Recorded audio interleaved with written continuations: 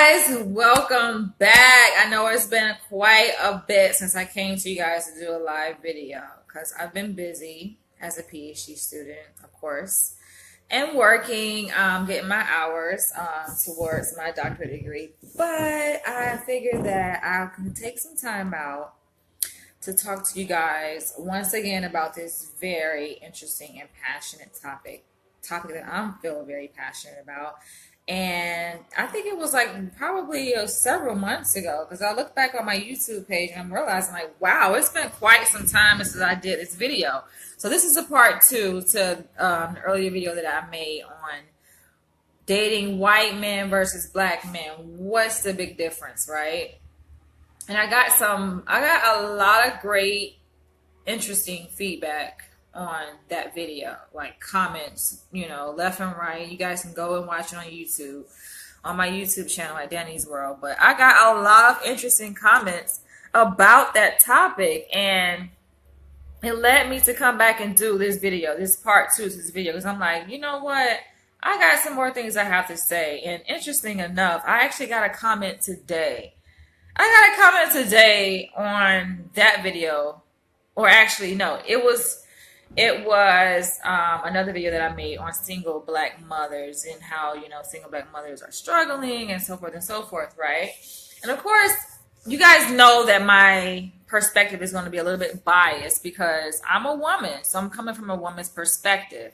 But there was a guy that had a nerve to comment on my video, on a single black mother's video, and this is all tied together too. So that's the reason why I have to come back and wrap that video up about dating white men versus black men. What's the big difference? Because y'all, this black guy, I don't even know who he is. He probably is a fan of mine on Facebook. I don't know, but he commented on my video today, and I'm just going to kind of give you guys a little paraphrase of what he said. So he was like, "Oh, black women, he got a problem with black women, single mothers, getting pregnant when a guy said that they didn't want to have kids." And so he says that he puts the responsibility on the single black mother to raise a child. That's her responsibility, because if a guy told her in the beginning that he didn't want kids and they lay down, we all know what happens, right? When you lay down with someone, the possibility is you can get pregnant. So they lay down and she gets pregnant, being that he told her, this is his rationale, right? He's like, being that he told her, he was upfront about his disinterest, I guess, in having kids, right? In the beginning of the relationship, that if she pops up pregnant, it's all her fault. And I'm like, dude, who the hell raised you? Seriously, like who's raising these men? And that's not the first off the wall comment I got on my video on the kind of related topic. As we're talking about dating and being a single mother and and family and building family, right? And building relationships. And I find it, to me, when I read his comment, I'm like, whoa, that is so offensive. That is so sad. And I think I have a bad problem doing this because I read people's comments sometimes and I'll delete it. Like if I don't like your comment, I'll delete it, because sometimes it's offensive to me. And I'm like, I don't want to read that shit on my freaking post. So I'll delete it, right? But thinking about it, as I go back and think about what he wrote, I'm like, you know what? That says something. What he said, his perspective on this whole topic says something. It speaks to the issues within the African American community, specifically targeting black men. Black men. To me, it's like I can't say all black men. So I know some of you guys may come here like, oh, it's not all black men. I'm not like that. I take care of my kids. I married my baby mom. Okay, good for you. This video is not about you. But we know a good majority, a significant amount of black African American men. It's just sad. I think it's sad, their perspectives towards black women. Now you have your handful that supposedly, right? I think on the surface, they put up this persona, this front, like they have respect for the African American woman. They're like, oh, that's my queen. I love her. She's so beautiful. They have all these quote unquote positive ideas, regarding Black women. But deep down inside, that's not how they feel. Deep down inside, you just sit down and listen to Black men talk in regards to Black women, and not just sit down and listen to them talk, but open your eyes and look to see what is the marriage rate within Black relationships, within the Black community. It's very low. You don't have that many Black men marrying the mother of their children. If anything, the ass is on child support, and I find it to be quite a disgrace. I think it's just so disheartening. It's so sad to see Black men unable to take responsibility. Now, yes, we can look at this issue from a systemic point of view, right? Because we know that it's just not the Black man who decides, okay, I'm not going to take care of my kids. It's a whole host of other factors that play into this, right? That shape this man's perspective and ultimately limit his ability to be able to provide not only for his child, but for his family, the child's mother. And interesting enough, on that last video that I made, dating white men versus Black men, what's the big difference? Like, there were a few comments where men, this is their perspective, right? They think that it's not a man's responsibility to take care of the mother of their children, only the child. I'm like, that's a cop-out. Just so, y'all, I know I'm biased and I have very, very strict views on this, but I'm thinking that is so freaking sad. That's so freaking sad. Now, mind you guys, I don't have any kids. I think it's for a good reason I don't have any kids too, because I feel like I need, I have to have that solid foundation there. The guy that I give birth to kids to, he has to, first of all, we have to be married. I'm not having kids out of wedlock. I was not born out of wedlock. I don't practice that, and I take family and raising kids very seriously. And to me, it's a shame. I don't know any other way to put it, but I think it's a shame to see so many African American men think like this, that, okay, I take care of my kids, I don't have to take care of the child's mother. Like, I can't wrap my mind around that, right? You got men that say, because I saw the post, this man commented, he was like, oh, well, if I separated from my baby mama, right, we're no longer together, and I'm taking care of my kid. So you saying, this is his words, right? He's saying that I'm saying if he is obligated to take care of her, then she should be obligated to take care of him, right? Meaning whatever his needs are. We know where that's going, sexual needs, right? So I said, that's a good point. But I think that brings us back to the foundation. I think that brings us back to the whole point, in me making this video, to say that family is so important. So just you guys don't see anything wrong with that. Just looking at the scenario, looking at the situation, I feel like it's sad to me. I don't get it, to see how families can be broken up. You have couples, a man and a woman, come together. They're in love. They create a child. And then no one feels guilty about not keeping that family intact. Like, everybody is just so into themselves. I don't know. So caught up, I don't know, making money or trying to survive in this crazy world that we live in and society that we live in, to the point where they don't think that keeping that family together is the most important priority. not only to that each other, but to the child. You get what I'm saying? And then you have people that make the argument, right? They say, oh, well, sometimes it's in the best interest for the child. It's in the best interest for the child. No, it's not, because I know there's research around that too to say that, okay, when there's marital discord, even if the mother and the father stay together, if there's marital discord, that can be more potentially more harmful towards the child than if the mother and father were separated, right? I'm like, bullshit, y'all. Don't try to sell me that. Number one, here's the reason why I say this. Don't try to sell me that freaking lie and that bullshit, because there's going to be discord, period. No matter if it's marital discord or if it's just stress, environmental stress, social stress, stress from all the bullshit that's going on in the world, stress from school, it's always going to be some type of conflict. And I feel like if children are growing up in households where they're not exposed to conflict, they're not exposed to not only the conflict itself, but how to resolve conflict. They've never been exposed to how to resolve conflict, and the only way they see to resolve conflict is to leave.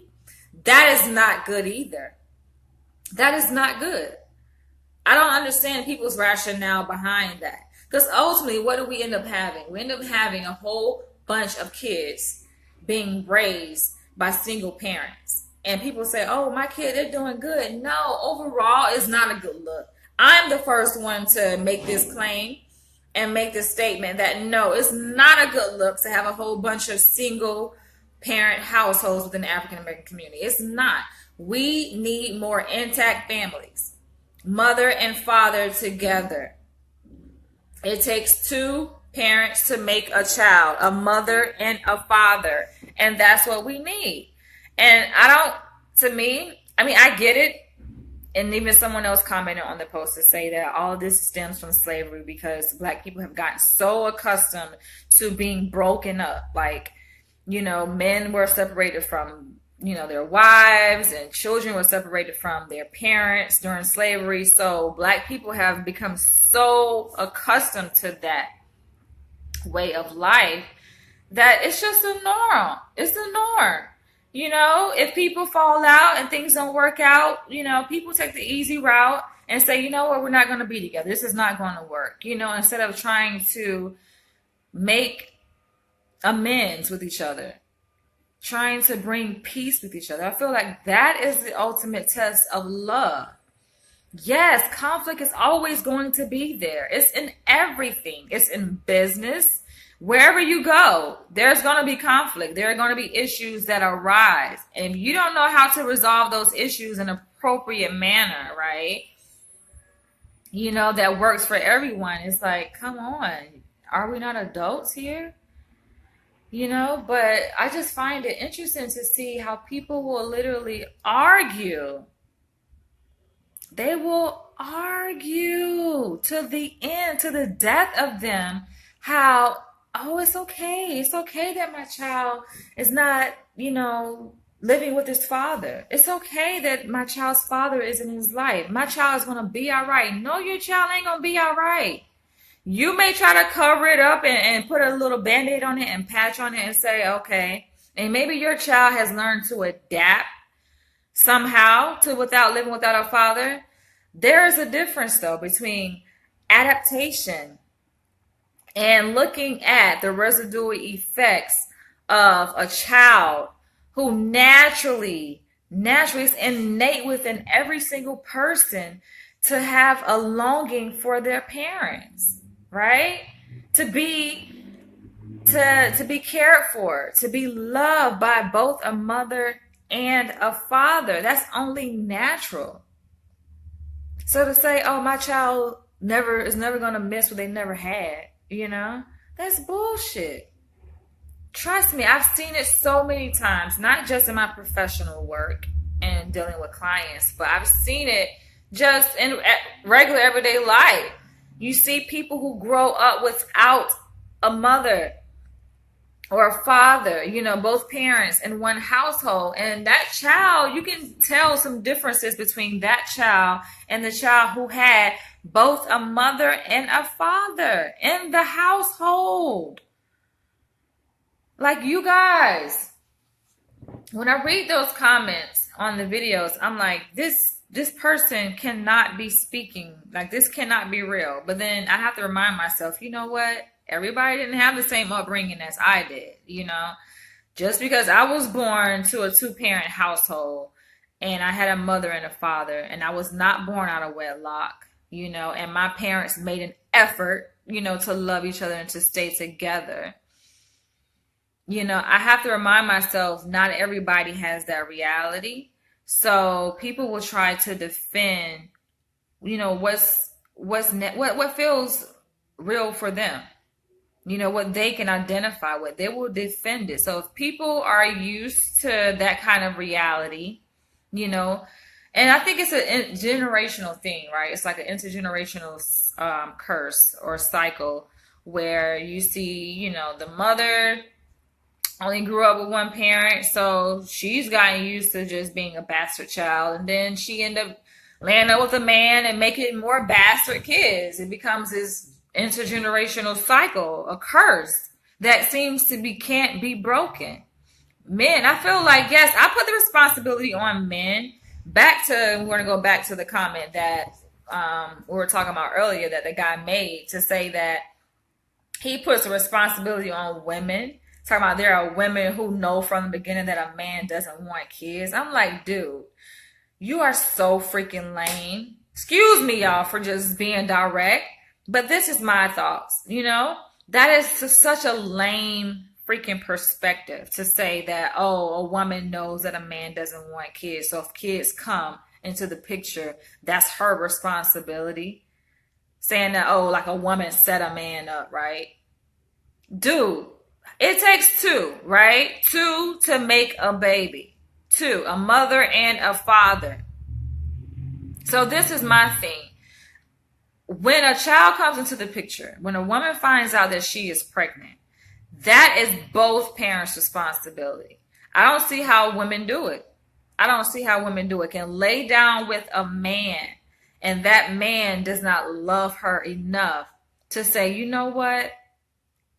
You're pregnant. I am now committed to you and the child. That's how things should be.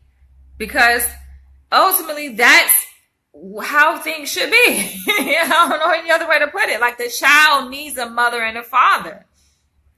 The child does not only need the father to be present in its life, but the child needs the father to be present in the mother's life. Like, people don't get that perspective to see the relationship between, or the impact of the father being present. Maybe it's because men don't see their own self-worth. Men, that's what they call them, seeds, right? They say, oh, that's my seed. Because men don't even understand their own self-worth. They don't even look at themselves and value themselves as a complete human being. That is more than just a seed. A seed, as if it's some animal or something, you know, or some plant. Like, a seed? No. That is a part of you, you know? This is something that you have created with another individual that you supposedly have love. I mean, a lot of people, you know, end up just hooking up, right? And then boom, a child happens to come.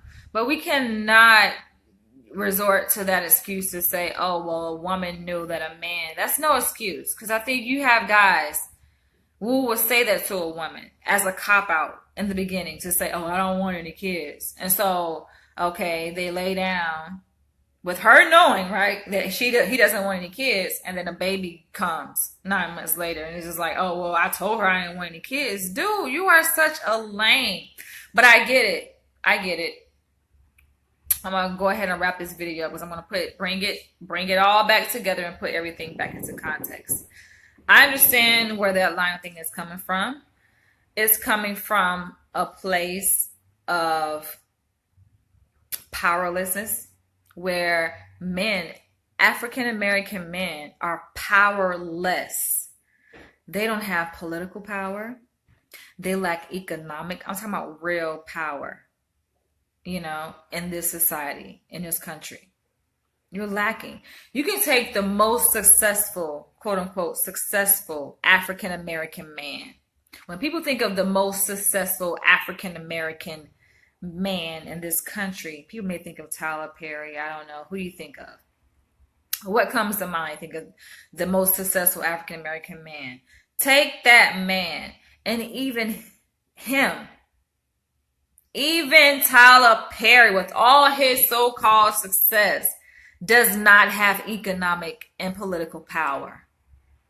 There are people who are pulling the strings. There are people who are in control, who are calling the shots, who are over him. So when men are speaking from a place of powerlessness, where they don't have control, not only over their own finances, but over future generations to come, because that's what this thing is really about, right? It's about building a legacy, creating something that is going to outlive you. Most African American men don't have that within their power. I'm just sad to bring it to you guys, but this is just a reality. You can have, yes, knowledge is power. So I'm not saying there, a lot of dumb African American men. No, there are a lot of very wise, I think very well educated African American men here in America. But when it comes to economic and political power, we're lacking.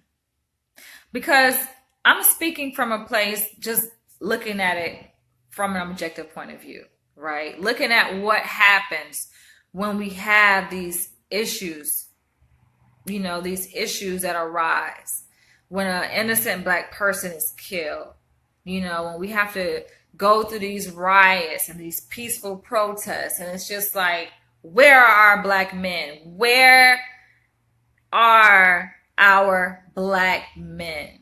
The million Black men that we saw at the Million Black Men March, right? If we could pull Black men together in those numbers, but I feel like we can't again, Can we get enough strong African American? I just feel like we're just not there. We're lacking. We are lacking in that department when it comes to political power. We have no power. I know you guys are probably tired of hearing this narrative, but it's the truth. We have no power. I'm looking at the way Black men interact with white men. And it's just like they fall to their knees in front of a white man, especially when it comes to themselves and trying to stand up for what they believe in. You see it so much. I feel like a Black woman will speak up and stand up and fight for our freedom and for our rights harder than most Black men in this country. What we see a lot of Black men doing in this country, a lot of Black men are becoming effeminized. They are becoming very feminine, wearing dresses, feeling like it's not their responsibility to take care of a child that they help create. That's not very manly, So when I go back, dial it back, when I go back to talking about white men versus Black men, in terms of dating, what's the big difference? The difference is clear as day. Yes, we can talk about from a biological standpoint of view, right? How they say, Black men got bigger dicks. But I don't know if you guys done your research. I don't know if you guys are keeping your eyes open or are informed. But you have white men that got big dicks too. So I think that's more of a lie. That's more of a myth to say, Black men got bigger dicks. That's bullshit. That is bullshit, because we can do a lineup. We can do a lineup of men. Put them in a line. Have them drop their goddamn drawers and drop their pants. Black men, white men from all across the world. And I guarantee you're going to have some pretty well hung white men in that line. A lot of them. And you're going to have a lot of little dick ass niggas standing in line too. I just hate to put it that way. But I feel like those stereotypes, you know? Those are stereotypes to say, oh, black men got bigger. That's bullshit. And if that's all you got, let's go with that, okay? Let's go with the myth, right? That black men got bigger dicks. Let's run with it. Which is not true. It's a myth. But let's run with it. So black men have bigger dicks than white men. That's all you got? That's all you got to offer? And that reminds me, because part of his comment, right? Part of the same person's comment on my post, he has a nerve to say, okay, I hear you talk a lot about finances. What do you have to offer? I don't have to go and sell myself. What I have to offer to the man that's right for me, he's going to see what I have to offer. I don't have to go and prove myself to anyone, but I can speak about in terms of what I prefer in a man. And I make it clear and known that, yes, I expect a man to be well off financially. I can understand why a black man will get offended by that, because that goes back to political power. If black men had political power, there would be no problem with having financial power, economic power, right? But you're lacking. You're lacking. You barely make enough to pay your bills. That's why you don't want to take the responsibility of a child, because let's just be honest. A child is very expensive. Having a child costs money. Taking care of a child costs money. So what do black men do? Put their responsibility back on the woman. Put it back on the woman, dog women out, mistreat them, call them bitches and hoes, you know. And then got the nerve that when they do become financially successful by society's, you know, standards, they go and share their wealth with a white woman. Can you blame them? Hey, I'm not here to judge, because I'm sure they have their reasons too for crossing over, right? I'm sure that white women have something to offer that black women just don't. And I think before I made this video, the thought crossed my mind that this whole thing about interracial dating, interracial marriage, I think people can say it's about preference, but I think it really boils down to survival. I think deep down inside our subconscious minds, I think our subconscious mind is what drives us to do what we do. Sometimes without any explanation of, you know, our cognitive mind and what we're aware of. Just may not be aware of it, but your subconscious mind knows best. Your subconscious mind knows what you should do. And it influences your dating preferences. It influences everything that you do.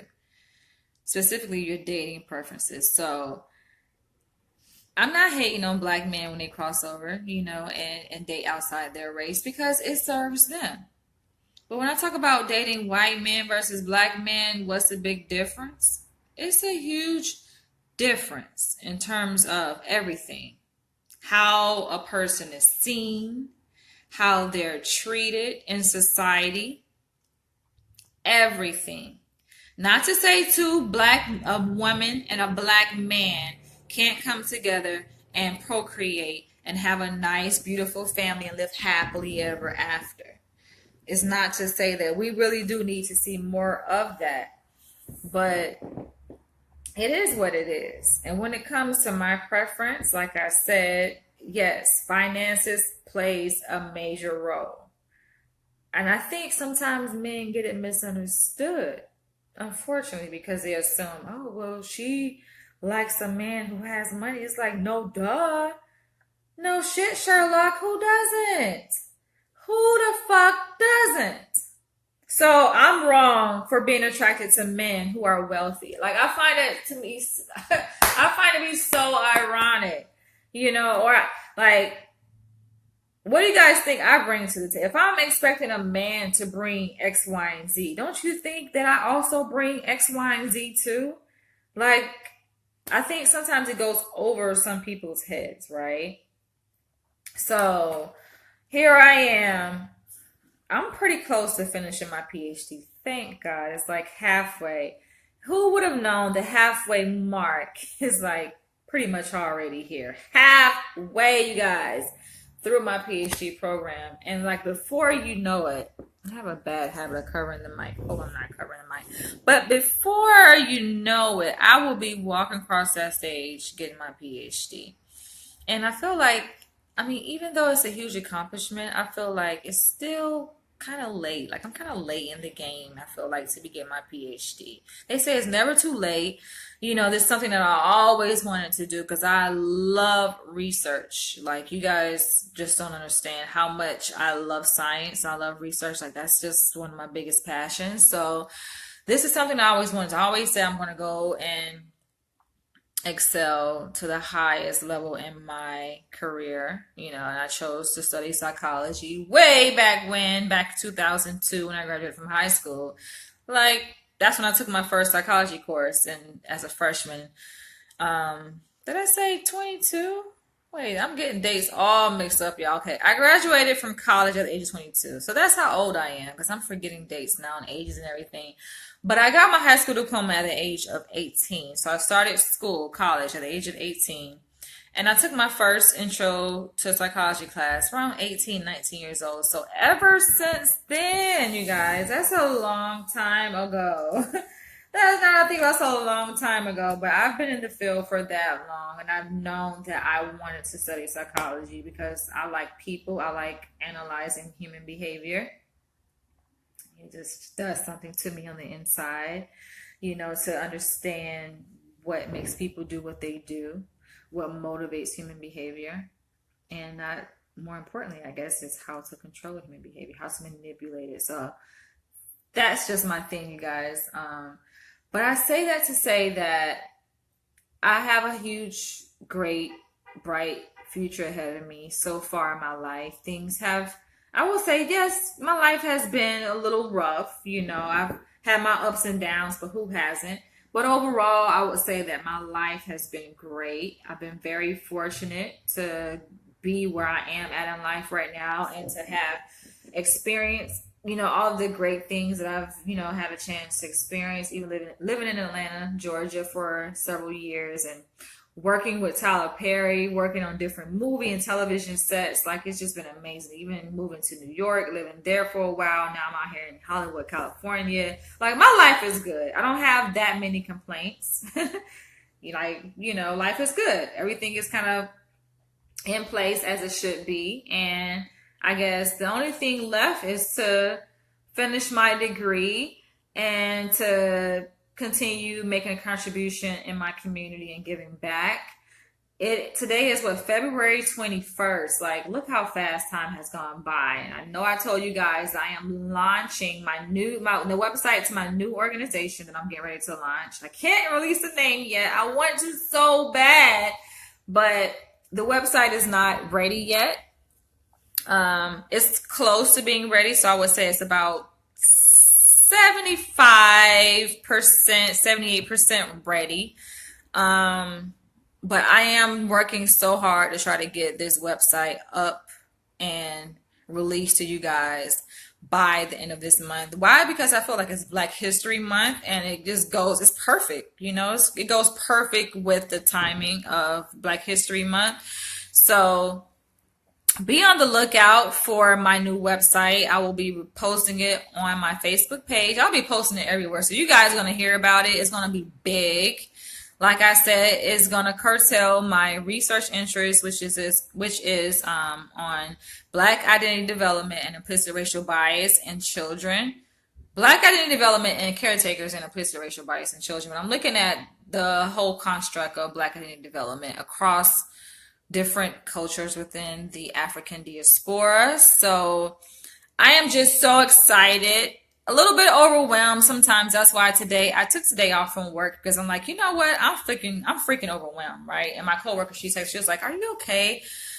And I was like, I don't feel well. She was like, you have a flu? I'm like, it's not the flu. It's not that kind of sickness, but it's more like, okay, I need just a break. I need to, you know, de-stress a little bit. and take some time to myself. I feel like me time is so important. I always try to encourage, the authors that I work with to get some me time. It's okay to take some time to yourself, away from your job, away from your, current responsibilities, whether it's your family, kids, or whatever, and just focus on yourself. Focus on what do you need. What is most important to your needs at this very moment in life right now. And so I do that every so often, including today. I just took today off. It's like, you know what? I'm chilling. I'm going to get back on it tomorrow because you can't chill too much because of half shit I got to do, right?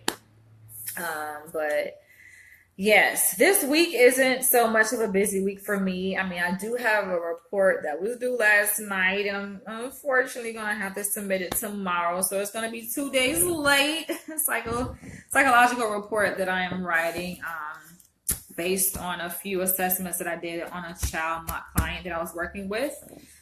So I have to do that tomorrow. So tomorrow's going to be a long day for me. I have class. I have to finish my psych report and have to finish a paper, and I have to meet with my advisor, which is going to be kind of exciting because we're going to be discussing the next steps in terms of my dissertation development, you guys. So woohoo!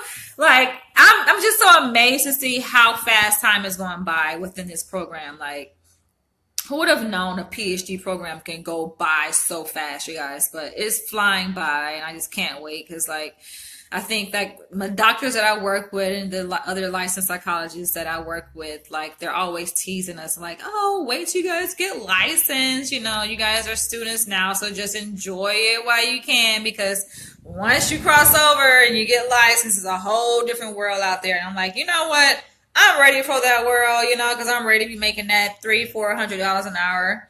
I mean, a lot of people say, oh, well, I'm not in it for the money. It's like, okay, who else goes to school for that many years if it wasn't about the freaking money? You get what I'm saying? But no, the money is part of it, because I can do counseling. I can do treatment with my current degree that I have now. I mean, I have a master's degree already, and I'm about to have a second master's that I'll be earning within my PhD program that I'm working towards now. So I can do therapy right now, but I choose to hold off until I get my PhD because it's going to be on a different kind of level. And I have like a different plan, different approach that I'm going to take in working with the African American community. It's going to be different than, I guess, your traditional psychologist that you may think of, a clinical psychologist. My work is going to be slightly different, and you guys will get to see a taste of that when I release my website at the end of this month. But I thank you guys for tuning in. Thank you guys for watching. And oh my gosh, like, my life is just so amazing.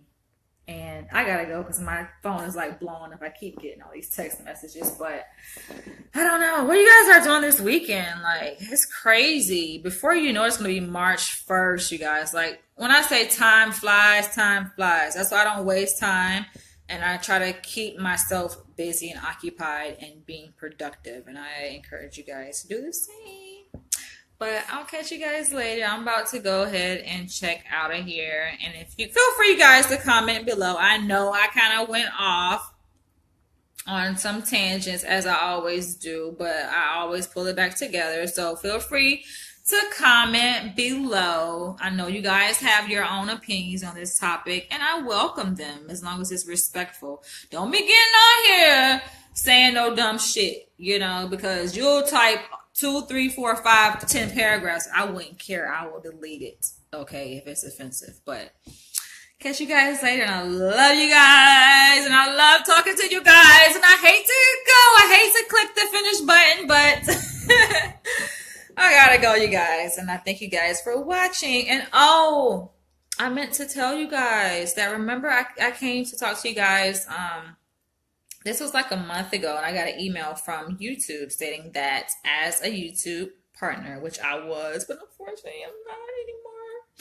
They said that we had 30 days. They were like giving a 30-day notice, like we're getting evicted, right?